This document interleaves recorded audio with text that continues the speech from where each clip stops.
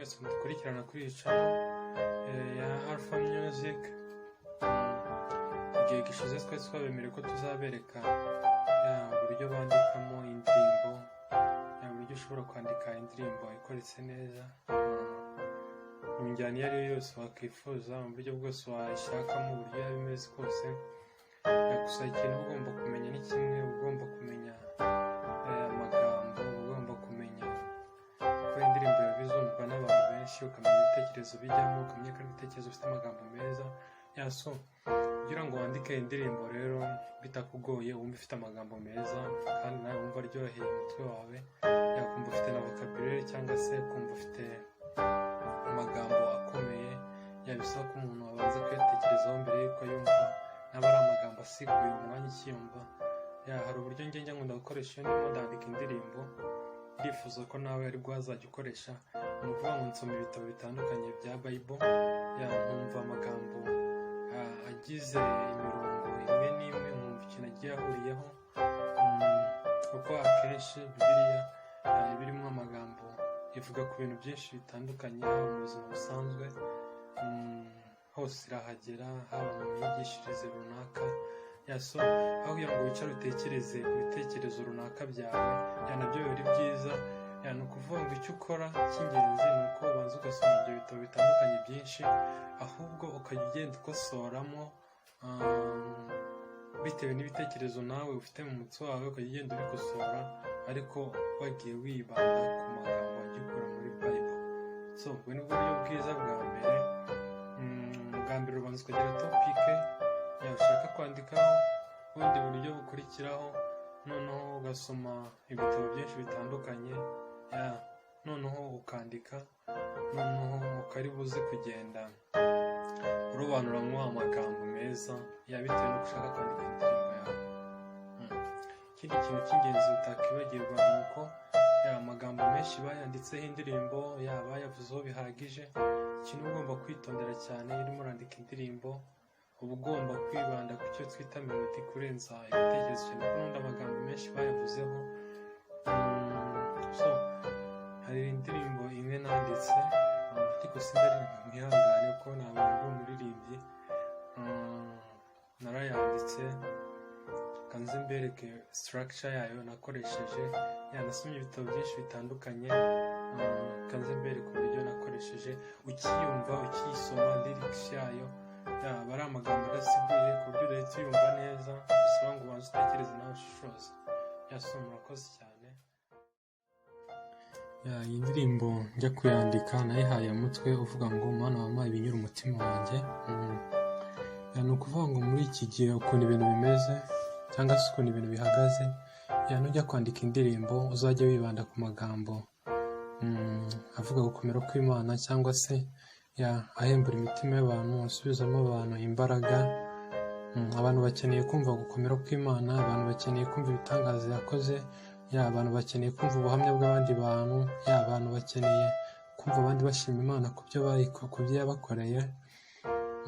So muri ubwo buryo rero, iyi ndirimbo wumvishe umutwe wayo, uri kumva ko igamije gushima Imana, cyangwa se igamije kugaragaza ko umuntu anyuzwe n'iby'Imana yamuhaye.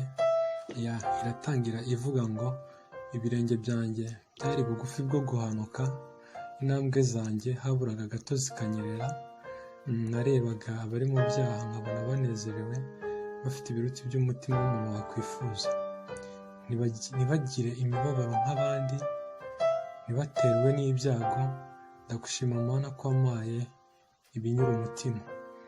Mu by'ukuri urebye neza iyi ndirimbo, uno muntu we yarebaga abantu bafite ibintu byinshi, batunze ibintu byinshi, yakumva yifuje kumera nkabo, akumva yifuje kubaho nkabo, ariko nyamara ibyo yarabyirengagije.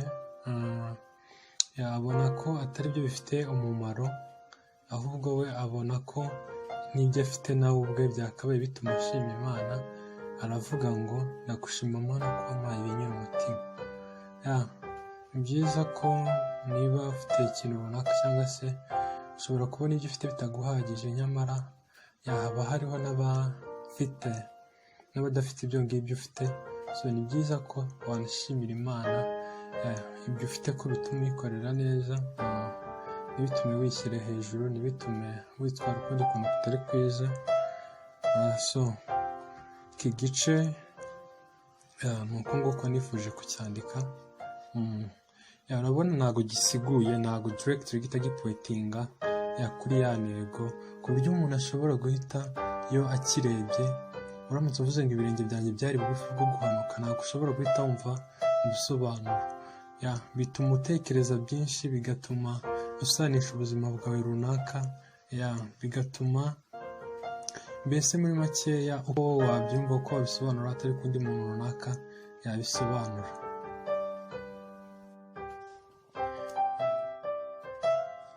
Noneho refure yayo iravuga ngo iminwa yanjye izishima cyane rwose ubwo nzakuririmbira ishimwe, n'ubugingo bwanjye wacunguwe buzishima, n'ururimi rwanjye ruvuge gukomera kwawe. Cyiza niba ubonye ko hari ibyo Imana yakugiriye, hari ibyo Imana yagukoreye, umunwa wawe ugomba kwatura ishimwe, ku buryo n'abandi bantu iryo shimwe ryawe ribakomeza, kumva ko nawe ibyo byiza wabonye, akumva agize icyizere ko nawe byamubaho, nawe yabigirirwa.